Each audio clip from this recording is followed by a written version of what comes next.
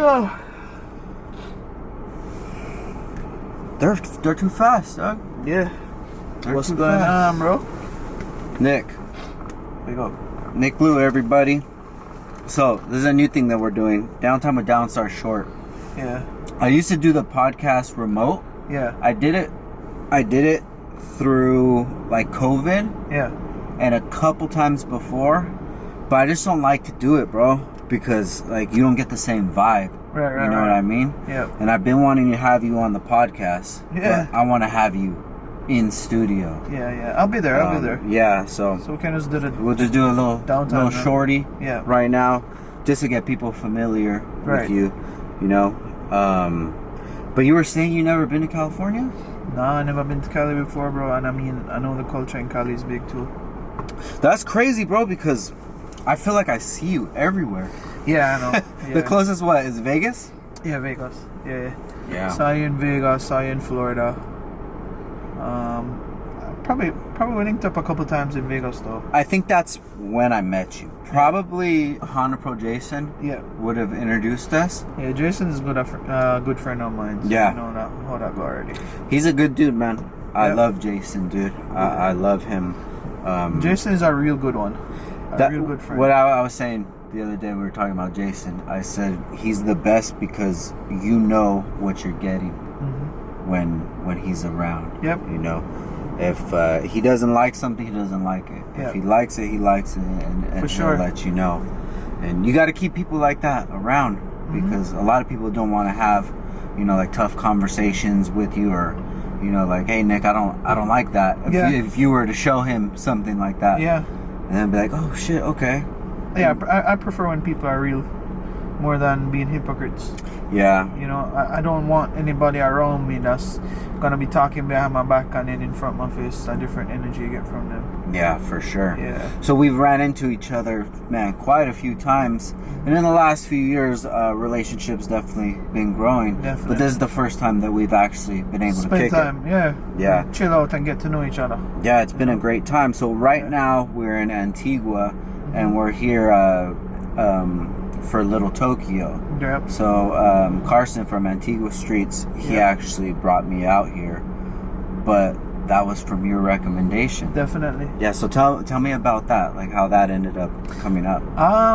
You know, Carson is a good friend of mine. Carson was the one that actually started me off. Well, he invited me to Little Tokyo, I would say maybe like 2-3 years ago. Okay. Yeah. And the first time he brought me out here, I didn't realize that, you know, I had such a big fan base here. So then I got here, then the rest was history. Our friendship started because I knew Carson for many years through Facebook. Gotcha. So he had Antigua Streets and I had Skvnk Nation. So we started to converse because I realized that we're in the same type of field, passion, the social media era, you know. And then, you know, we're talking and he was like, yo, I want to get Frank Downstar in Antigua. And I'm like, yo, Frank is my brethren. Like, I speak good to Frank. Like, I can text Frank right now. Because, I mean, big up to Frank. Frank sent me the hardware for my BMW, my G20. Yeah. And I hit you up. You said, all right, you'll think about it, you know. And then, hey, he's here now.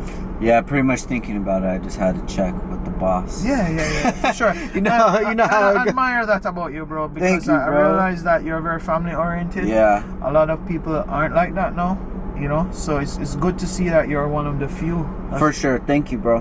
The way I see it is if you want to succeed, you have to succeed in everything that you do Definitely. in life, you know, For sure. and not just in business, in everything that means something to you. Definitely. You know, so you always hear about like,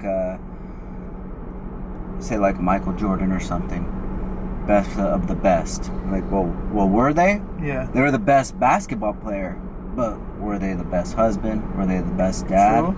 Did that even matter to them? Were they the best friend? You know? Yeah. So the things that matter to me, I want to be the best in. And if my family is what matters to me, I have to do as good as with that. That's good words of encouragement even to me as well. Because when I think about it, you said you want to be the best of the best in basically every aspect of your life. Yeah. That's something I'm going to take with me now. It is, dude, and it's something that like it really never. It took time. Yeah. It take time to set in. Yeah. You know, everything comes with experience and age. Definitely. And you know, sometimes you'll make a choice that you think is right, but then you'll see the results of what happened to it. You know, so you'll lose some sort of relationships, whether it's a significant other or whether it's friends or what have you, and then you have to step back and look at the aftermath and say, what could I have done differently? Definitely. Because there's so much power in accountability. Yep. Because if you don't have accountability, you don't have any control. True. Your life and the outcome of your life. You'll just be doing the same thing over and over and over again. Yeah, for sure. Just repeating a cycle, basically. For sure. Yeah. So I always look at that and look at what could I have done differently. Yes, definitely. Not at what could have gone differently. What if they didn't do this to me or whatever? Like, I can't control that. True. But I can control me. I like that. And then very profound, bro. Yeah, but it takes a lot of going through some you gotta self-inflicted bullshit, you know. For sure, and I'm sure a lot of the viewers would understand that part of life as well. Yeah. You know? Some people don't like taking accountability. Yeah. So you were just talking about the BMW, but you reminded me that when I first met you, it was because of the EG6, and we were talking yesterday, and somebody said something about an EG6, and I was like, oh, I said, what? You have an EG6 as well? Yeah. So you still have the car? Yeah, I still have the car. So, quick history: I got that car in 2012, and yeah, that car was the reason why I started Skvnk Nation.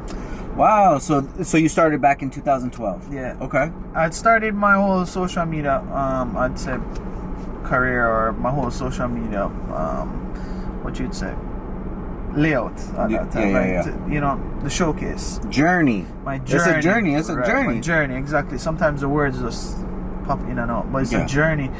And to be honest with you, when I was starting Skvnk Nation at that time, I'd gotten that EG. I would always read like Honda tuning magazines and stuff like that. And there was a particular yellow EG in one of them, and I said, one day I'll build a car like that. Anyways, I got the car, started fiddling with it and everything, but stance wasn't big in Jamaica. So we brought stance to Jamaica. I was the first person to actually put one of those wide wheels on cam body. Yeah, actually created that vibe, because I always used to like to see how nice the cars look when they're rolling, and the wheels with good offset and camber. So we did that. Car started to get popular. I actually named the car Pineapple Skvnk. Pineapple Skvnk. What wheels did you have?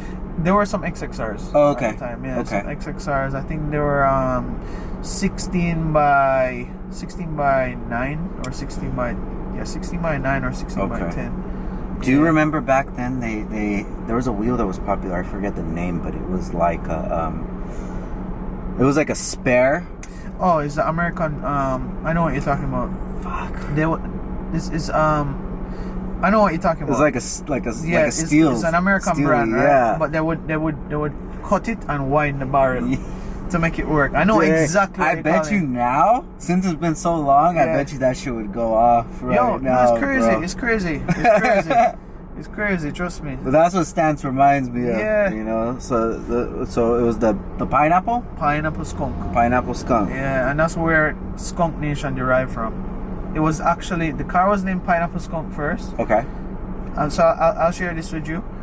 Someone saw a picture that I took at a warehouse, and they were like, yo, this look like something from Stance Nation. You remember Stance Nation? Yeah, hell yeah. Alright, so that's how we got Skvnk Nation. So I just said, alright, Stance Nation was American. I'm going to create a Jamaican version. So Skvnk Nation. So what is the skunk? You know what? The skunk isn't related to my image or anything like that. The skunk was just, I really took the skunk from Pineapple Skvnk. Because my car was called Pineapple Skvnk, and let me tell you why. Yeah. The car was yellow. Okay.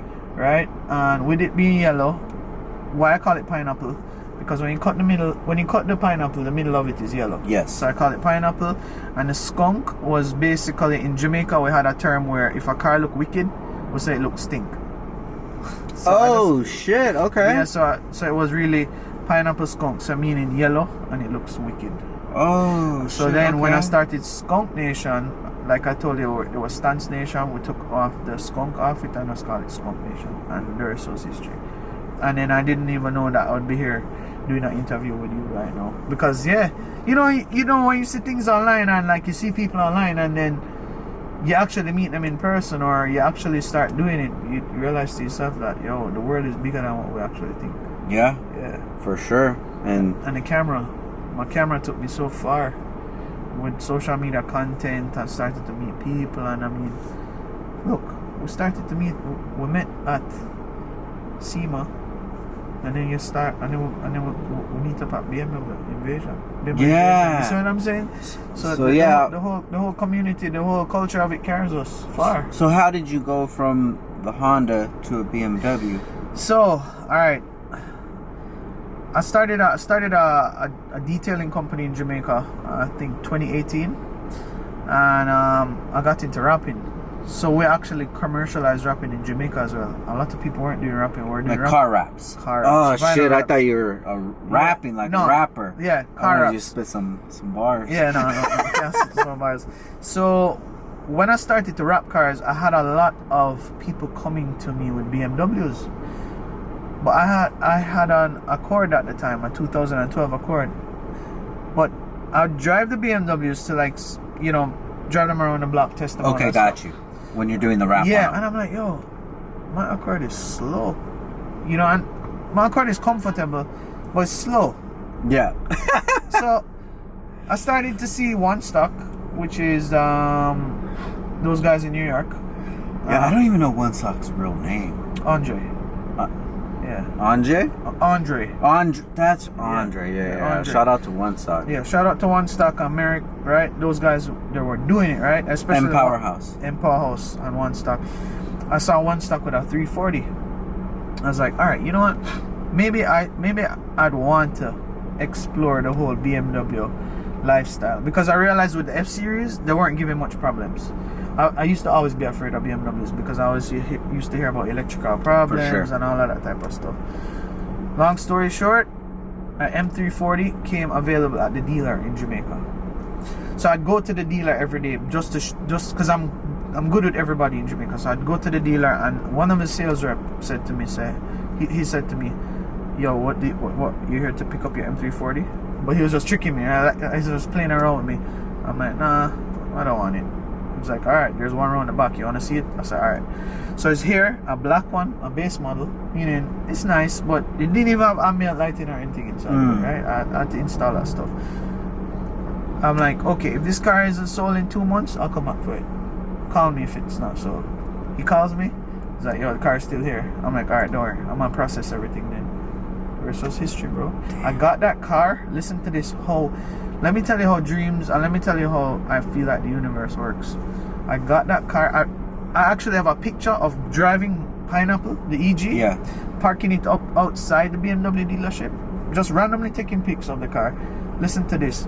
I get my BMW from the dealership, and when I morph my car, what we call morph, like wrap it and customize it, I'm actually an influencer with Heineken, and they pretty much partnered with the dealership, and they did a big launch for me. So I had my car on the display in the showroom of the Jamaican BMW dealership in front of everybody, me pretty much showing them everything that I've done to the car. Wow. And then the culture of it, the whole lifestyle of it now started to take form. That's why I ended up calling the car Poison, and then that's how the car just blew up.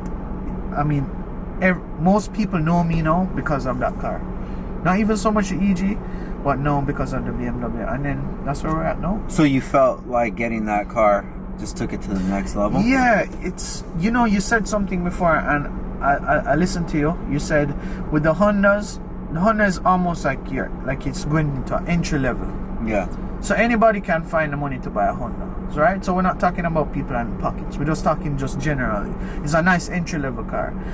I realized with the BMW, it's like you say, it's more mature. You still have 1 and 2 people in it that are, immature and stuff like that, but it's a mature culture.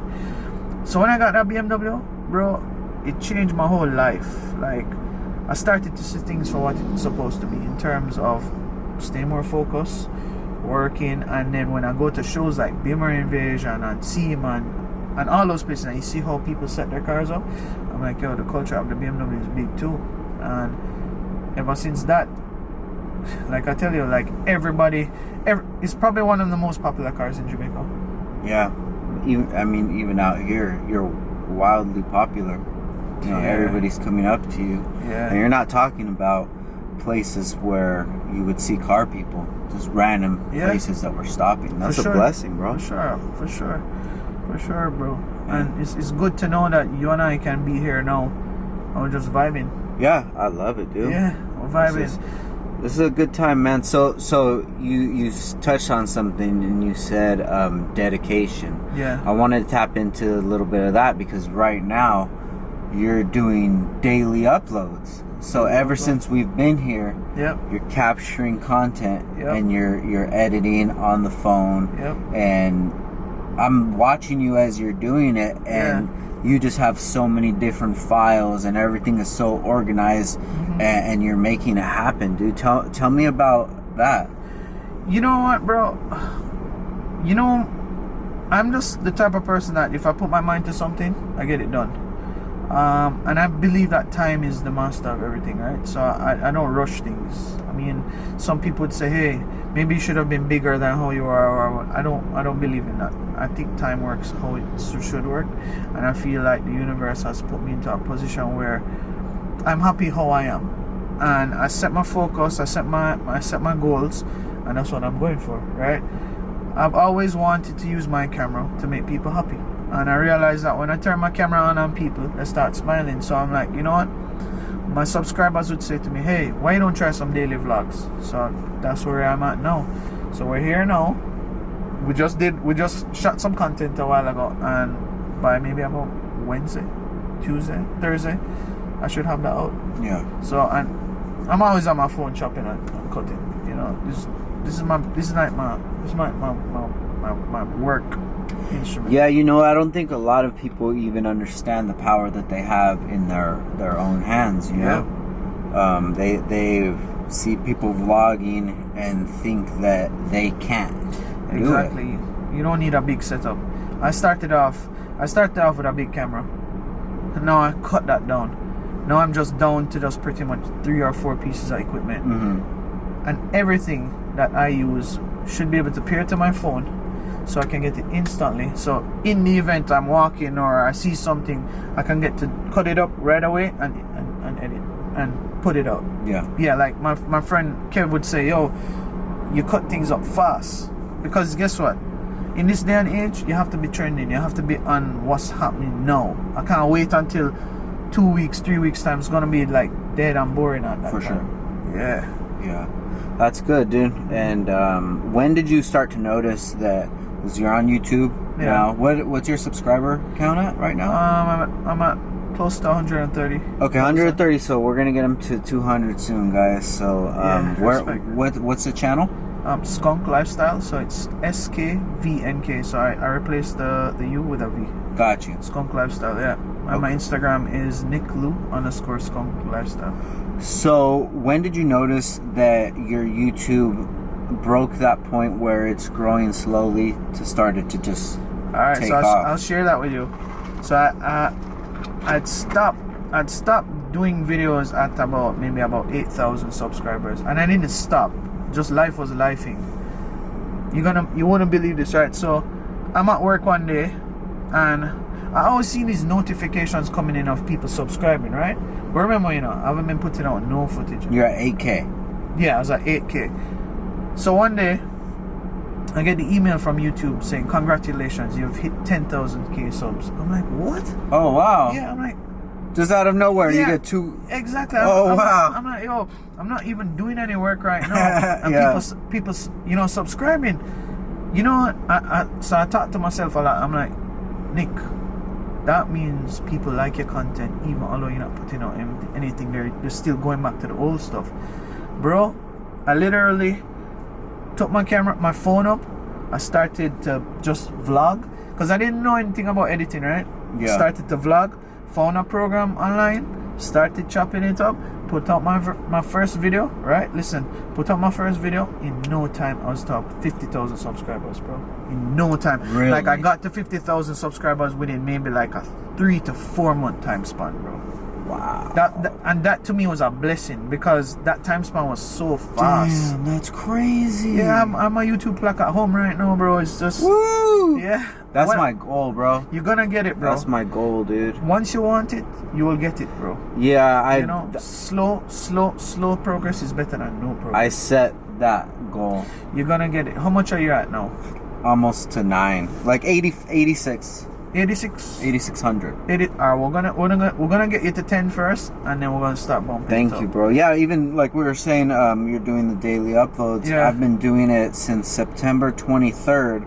So we're on October 19th. So yeah, I've been doing daily uploads, but mostly it's the podcast and then short episodes. And peeps, I didn't even know Frank was so good at editing. I mean, we were here when yesterday went on the radio. Frank is quiet around there. Then he's like, "Yo, Nick, can you give me a song to put in the reel?" I'm like, "Sure." 2 twos. This man is done with a high quality video, like better than me, bro. Thank you, man. You know, better than me. So you know, I'll say this to you: don't stop doing what you're doing, bro. Like, we inspire each other. Hell yeah. So just like how I'll inspire you, you inspire me. Yeah, you inspire me, bro. And that's what life is about, you know. Well, hopefully we can inspire somebody right now. Let's give them a challenge, dude. What can they do to get their YouTube started and their first vlog up? Take up your phone, record yourself. It doesn't have to be the best quality. Just try to get it to the best quality. Find an editing program online. I on your Apple Store or your Google Play Store, and just start your channel. You're gonna have people just watching you slowly but surely, and then you build your fan base that way. And just always try to put out good and clean content. That's what I believe. Like, I'm not about doing content like, you know, all that bad stuff. Big dog. Oh, shit, Breezy, what up? Come in, bro. We're doing a little. Yeah.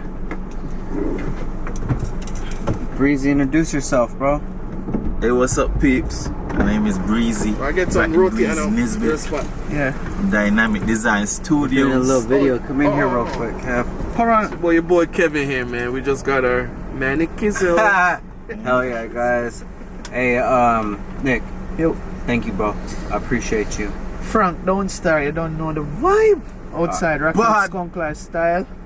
Dynamic Designs. Performance. Hell yeah. It's Frank Downtown. We out, guys. Peace.